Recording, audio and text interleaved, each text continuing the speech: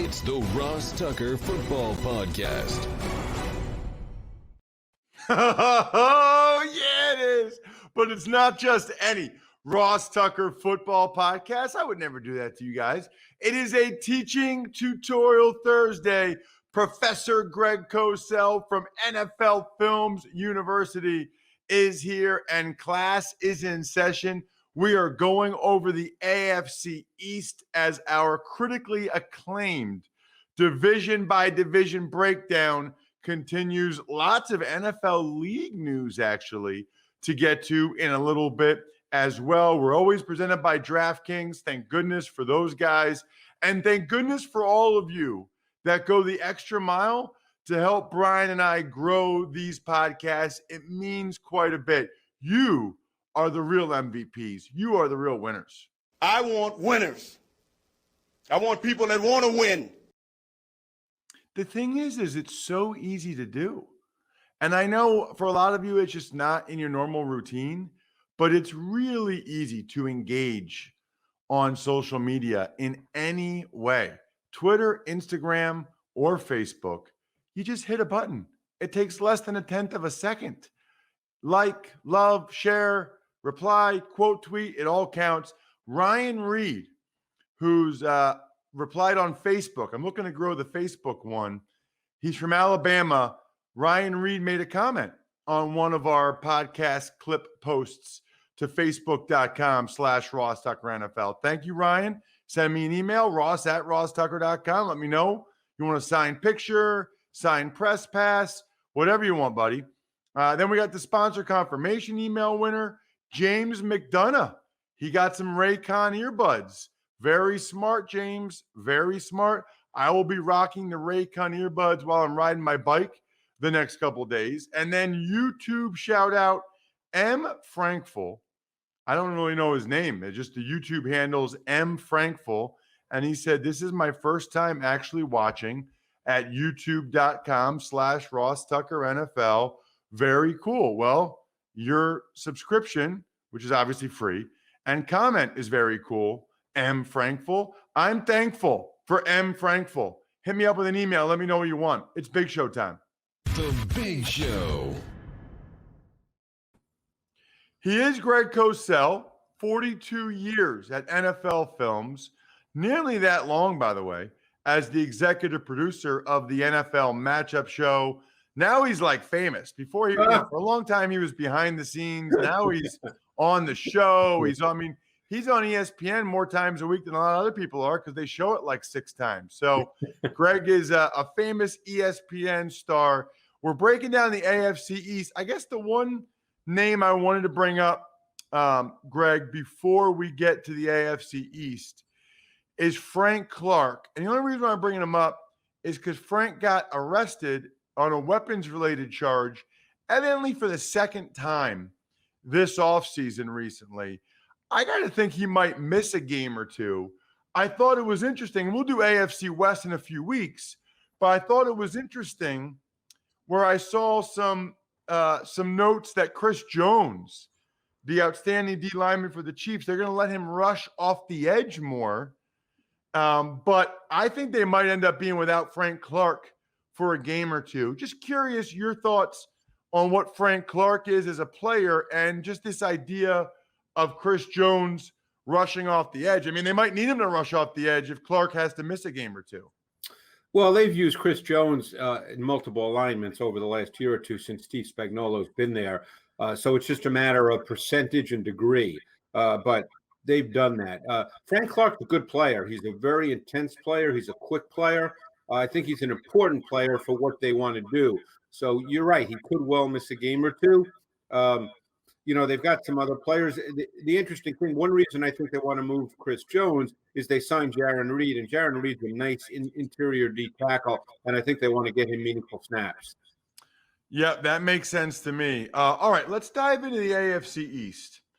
And I usually just go in alphabetical order because the Our Lads depth chart that I look at has it that way. We will start with my beloved Buffalo Bills, Greg. They got to the AFC Championship game last year. What are your thoughts on the Bills heading into 2021? Well, I think they're a team that's based more on offense now than defense, although obviously with Sean McDermott being the head coach and Leslie Frazier, a veteran D coordinator there, they're still very solid on defense. But I think this is a team now that starts with Josh Allen, who's the most physically gifted quarterback in the NFL. I don't know, Ross, if you've ever stood next to Josh Allen. He's a big man, and I've actually stood right next to him when he's thrown a football. And not that I've seen every quarterback in the last 20 or 30 years throw a football, but I don't recall a ball coming out of the hand of a quarterback like it does with Josh Allen. And last year, he showed the ability to do two things that's, quite frankly, surprised a lot of people. To throw with touch and pace. He got much better at that, feathering throws, layering throws. And clearly the second thing was his ball placement was so much more consistent. That rarely happens. People are still surprised that he was able to improve that much from season 2 to season 3. But he is as gifted as they come. In fact, I had a conversation with someone this summer who said that he may be the most physically gifted quarterback we've ever seen. Now, that's a strong statement, but it all starts with this offense with Josh Allen. They played a lot of snaps last year relative to the rest of the league with 4 wide receivers. It would not surprise me to see them continue to do that, given that they signed Emmanuel Sanders. So, wow, a lot there, Greg. I think everybody knows that Josh is really talented. What I don't really understand is how he improved that much. I honestly, Greg, don't think. Now, you've been doing this since I was born. You've been doing this for 42 years, okay?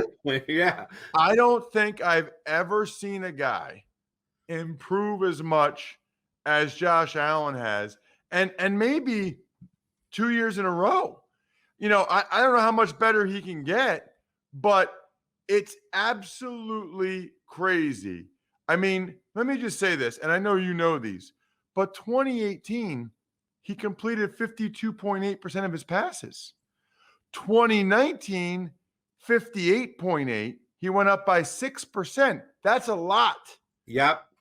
2020, 69.2. He went up over 10%. That's a ton. And right. He's gone up over 16% in 2 years completion percentage. And keep in mind, in Brian Dable's offense, there's an intermediate and vertical element. He's not throwing bubble screens. I mean, obviously, like every team, they do some of that, but they are an intermediate vertical passing team with their route concepts. Normally, when quarterbacks improve, what you're looking for to get them more accurate is you start from the feet up. It's feet, it's hips, shoulder, arm. And that's the way you kind of teach a quarterback in terms of his mechanics and fundamentals. And he was significantly better last year with the coordination between his lower body and his upper body. And that was one reason why he improved so dramatically. He's worked very much over the since he came out, really, with Jordan Palmer on the West Coast. And I think that has a lot to do with his improvement in his mechanics and therefore his accuracy and ball placement. All right, Greg, I got to ask you this because it's been rumored so much. Zachertz to the Buffalo Bills. What would he bring to them? Do you think the Bills should make that move? I don't know exactly what he would bring to them. I think Dawson Knox, in the context of how they play offense, fits what they do. He's got some explosiveness to him. He's got an intermediate and vertical ability, which at this point in his career, Zach Ertz does not have. Now, there's no question Zach Ertz is really good in terms of understanding leverage of defenders, in terms of getting open in the short and kind of short to intermediate area.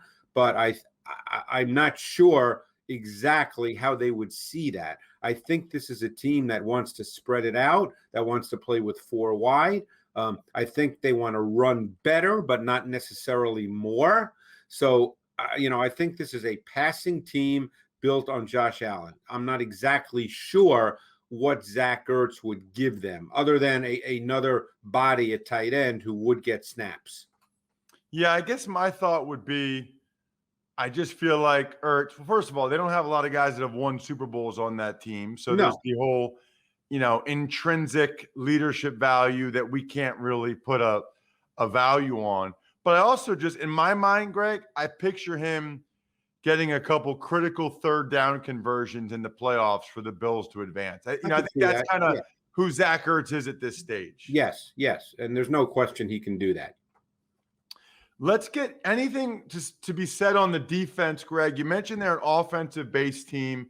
I personally thought their D-line was not good enough last year, in particular at D tackle. Well, they do get Star Latulele back. They drafted a couple DNs, but they didn't make a big splash at D tackle, I guess, like I thought they might, because I thought that was the area where they just weren't quite good enough to get to the Super Bowl yet. Well, it's interesting you say that because, over the last 2 years, they've drafted A.J. Epinesa, they've drafted Gregory Rousseau, and they drafted Carlos Basham. Now, based on my tape study, I believe that in sub-fronts, meaning when you're playing with 5 defensive backs or 6 defensive backs, I personally believe that both Rousseau and Basham can move inside and be very effective as reduced D-tackle pass rushers. I do not know if they see it that way, but I think the tape strongly suggests that they could do that in sub-fronts, Ross. Very interesting. Well, I certainly know Basham could. I haven't seen Rousseau play enough with him opting out. And he obviously he's interesting body type with how tall he is. But yeah, he did most of his work in 2019, his good work as a pass rusher, as a reduced player. He lined up very often as a zero technique head up on the offensive center in 2019 at Miami when they were in their sub fronts. Let's get to the Miami Dolphins. And I mean, obviously, Greg, wow, the AFC East is amazing, by the way. We got to start with Tua. I got to know what your thoughts are on Tua, Greg. Yeah, I thought Tua was up and down a year ago as a rookie, and that doesn't mean he'll be good or bad going forward. I've always believed Tua is a very rhythmic player. He needs the offense to work for him. He's got a really quick drop and set, plants that back foot, delivers the ball. Good sense of timing. I think he plays very well within structure. I think you have to create that structure for him. I think Chan Gailey did a good job of that last year. And then I think teams got an understanding of what Tua was. Now, that doesn't mean he can't improve. I think that they really have made an effort to get players for him on the perimeter. They signed Will Fuller, who's a vertical dimension. They signed Jalen Waddle. They drafted Jalen Waddle, who can pretty much do everything. So if Devontae Parker can stay healthy, they've got 3 really good wide receivers that can do a lot of different things that give you every dimension that you would want at the receiver position. So I think they're really looking to give Tua everything that he can possibly have and allow him to play within rhythm, within structure as effectively as he can. I like the fact that they're bringing in guys like Fluker and Illuminor and drafting Liam Eichenberg. Yeah. I mean, they just keep investing in the O-line. A lot of people thought they'd get a running back, Greg. They really didn't. No, and again, I think that not that they're going to be a passing team and throw it 75% of the time, but it would strike me, and I could be wrong, that this will be a team that plays predominantly out of 11 personnel, meaning 1 back, 1 tight end, and 3 wide receivers, and that they feel that the nature of that, with the spread feel to it, will create enough for their run game. In some ways, like Buffalo, they're not going to be a running team, but when they run, they want to run effectively. So I think that the focus here, and of course they have Gesicki, and they drafted Hunter Long in the 3rd round. And I think Hunter Long was a very similar player to the Penn State tight end, Pat Freiermuth. So I like Hunter Long as a player and think he's a very good prospect. So I think they're trying to build this very rhythmically within structure around Tua. What do you think of them defensively? They had an outstanding year. I know people that don't believe that the turnovers they created, that's necessarily sustainable. But they got a lot of pieces on defense. They went Jalen Phillips in the 1st round and Javon Holland, the safety from Oregon, in the 2nd round. Yeah, I loved their defense last year. I thought they were really aggressive. They attacked. They played snaps of zero coverage where that's all-out pressure with man-to-man across the board. You're right. I love Jalen Phillips. I thought, again, if he can stay healthy, I thought he was the best pure edge rusher in the 2021 draft. So I think they see him more in the context of what they do as a linebacker. In their base, they'd be a 3-4. But I think, obviously, when you play your sub, he'd be a pass rusher coming off the edge with his hand in the ground. But you're right. And Javon Holland, he could well be a starter at safety. I liked his tape. He played a lot over the slot. I don't think he can really be a slot player in this league. He can at times, depending on the opponent, but I think he's really a safety, and I think that's how they see him, and that's why they drafted him. Let's get to the New England Patriots, Greg. And I think the first question has to be, who do you think will start at quarterback and why? I think it'll be Cam Newton. I think what they did in free agency, and again, it's always difficult to try to get into the head of Bill Belichick, as you well know, Ross. But I think what they did in free agency, what they've done the last couple of years, indicates that this could be a little bit of an old school offense built on the run game. Let's play with two tight ends with Hunter Henry and Jonnu Smith.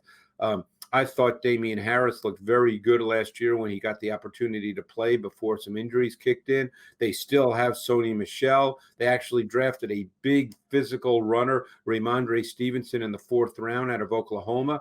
I think you're going to see a little bit of 12 personnel. It'll be a little old school. They'll try to run the ball. They'll try to control tempo of games, and they'll try to win that way. And of course, Cam Newton fits extremely well into a run-based offense because you've got the quarterback run game. So Cam Newton will be the starting quarterback. Now, I can't speak to how the season will play out, but he will start. What about the weapons they brought in at receiver, like Kendrick Bourne and Nelson Aguilar? I mean, I think there's certain kinds of players. They still don't have what people would say is a true number one. So I think they're package guys. They're specific players, specific kinds of play calls, specific situations. Bourne has always been very good as a short to intermediate guy. I think he's probably effective on 3rd down. I don't have stats in front of me, but I think he's that kind of player. Aguilar is more of a shot play receiver. And I think in this style of offense built on a run game where you'll have shot play opportunities because you know what you're getting personnel-wise from the defense when you line up with two tight ends, I think Aguilar is that kind of player. He can get on top of the defense. So I think they brought in specific kinds of players to fit how they see what their offense will look like. What about defensively, Greg? They get some people back like Van Noy from free agency, as well as Dante Hightower from opting out. They drafted Christian Barmore. What do you see from them on that side of the ball? Yeah, and they signed Matt Judon, who I think really fits well with what Bill Belichick does, because Judon is kind of a multi-positional, multi-dimensional player. He can line up all over. He's a very good player in that kind of scheme. I think they'll be good defensively. I think they've got the kinds of players Belichick likes. We know about Van Noy in that system. He's been there. Hightower being back. They still have pretty much the same secondary. It's a very, very solid secondary that they all understand Bill Belichick's system and how he wants them to play. So I think this could be a very, very solid defense. And you know what Belichick is all about. It's the points. It's the red zone. You know, very rarely are they the number one or number two defense in the league in terms of yards allowed, but it's about scoring defense. And I think that that's the focus in New England. What about the New York Jets, Greg? It appears they're going to go with Zach Wilson, their first-round pick, right from the start. They're not messing around. No. He'll be their quarterback. I'm curious to hear how you think he'll fare as a rookie. Yeah, I'm very curious. I liked his tape at BYU. I thought that he was very effective in structure, and I think he has second reaction improvisational ability. We know they've addressed their offensive line. Becton in 2020 had a nice year at left tackle. Vera Tucker, I think they see him at left guard. He was their first-round pick this year. I believe they traded up to get him, so he'll step in as a starter. So I think they view their offensive line still a work in progress, but clearly better. They signed Corey Davis. I love the pick of Elijah Moore in the second round. I thought Elijah Moore, his tape at Ole Miss was really strong.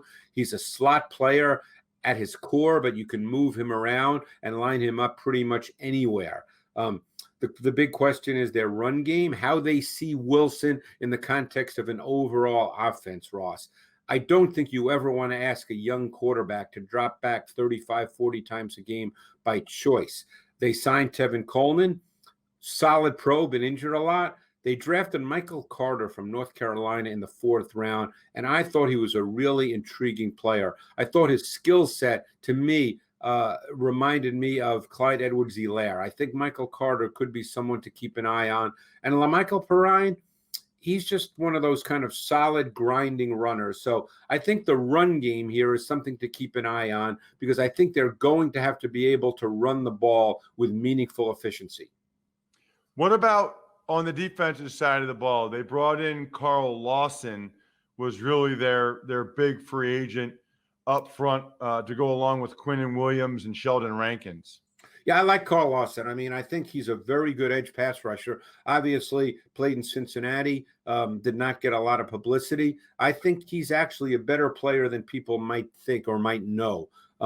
The other player they brought in, who I always liked his talent, I couldn't speak to why it didn't work in Detroit, but I think Jared Davis is a linebacker that pretty much has a complete skill set. And like I said, don't know why it didn't work in Detroit, but I thought that was another very good under-the-radar signing as well. I believe they get C.J. Mosley back. I think this is a defense that has improved meaningfully in their front 7. The big question is in the secondary. This is a secondary, when you look at the names other than Marcus May, who's a solid pro, there's a lot of question marks here. And you know, Ross, in this league, if you can't cover, you're going to have a problem.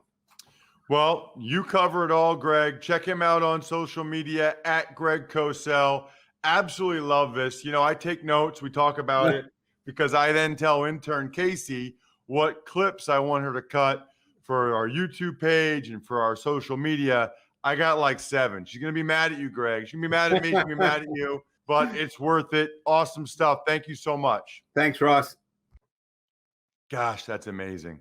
I think I have 3 just on Josh Allen. Speaking of amazing, by the way, how about the Draftkings Legends series?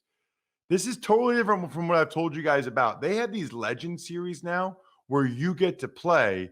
I know, like for the NFL season, they're going to have a millionaire every week for DFS and Sportsbook, I believe. Right now, DraftKings Casino Summer Legend Series, you get a shot at a share of $5 million in total prizes. Just download the DraftKings app now. I've never told you guys to download the DraftKings app before. DraftKings Casino app, I should say. By the way, there's a couple of casino games where I am the voice. I'll let you guys find them, but I am the voice of a couple of the DraftKings Casino app games, which is amazing. Use promo code Ross to get a shot at a share of $5 million in total prizes when entering DraftKings Casino Legends Series. That's promo code Ross to earn a shot at a share of $5 million in total prizes only on DraftKings Casino. Tux Takes. Good morning, Ross. A lot of league office news yesterday, starting with the NFL putting the host of the Combine out to bid starting in 2023. Right. So pretty much nobody will be happy about this because the coaches, the front offices, the media, they all like Indianapolis. They're familiar with it.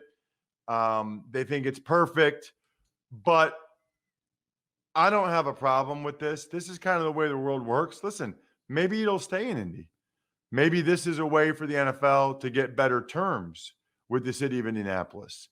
This is the way the world works in terms of putting things out to bid and seeing how people value it, seeing what people are willing to offer to bring the Combine to their city. Maybe it stays in Indy, maybe it doesn't. But I know a lot of people will criticize the NFL for this.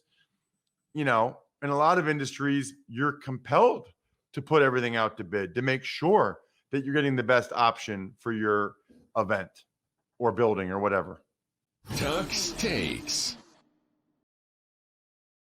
League is also looking for investors and partners on their media properties like NFL Red Zone, NFL Network, and NFL.com, thinking that maybe they can help grow those entities. Right. So I don't know what that is, bro. I don't know if that's like, Comcast or something like that to try to have greater distribution of NFL Network and NFL Red Zone, or I've seen some reports that maybe they think it's like a tech company like Amazon or someone like that, where they think maybe it's YouTube, where they think they can really grow these other entities. Seems like that's the idea. They are looking for greater reach with NFL Red Zone, NFL Network, NFL.com. And if they partner up with like a streaming company or something, I think that they believe that that will help them. So they get the money, and then that company's invested in really getting it out there. Tux Takes. On the player side, the NFL and NFLPA agreed to a July 2nd deadline for players to opt out of the 2021 season for COVID reasons. Right. And if you voluntarily opt out, you don't get anything. If you are a high risk opt out, I believe you get $350,000. So I guess maybe there'll be people that are high risk that say, I still don't want to be in that environment and take the 350. I don't know. I mean, the season went off pretty well last year, so I don't know if anybody will end up doing this, but July 2nd, so we'll find out pretty soon. Tux Takes. And finally, Baker Mayfield's agent believes his client's going to get a new contract done with the Browns sometime this summer.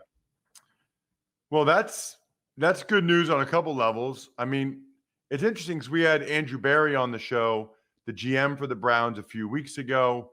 He talked about this. I guess, if you're the Browns, on the one hand, you want to get his deal done before Lamar Jackson and before Josh Allen, because they'll set the bar even higher. But you have him under contract for 2 more years.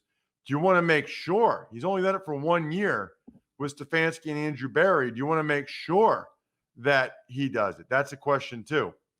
Speaking of questions, why have some of you not liked my Facebook page? Facebook.com/Ross Tucker NFL.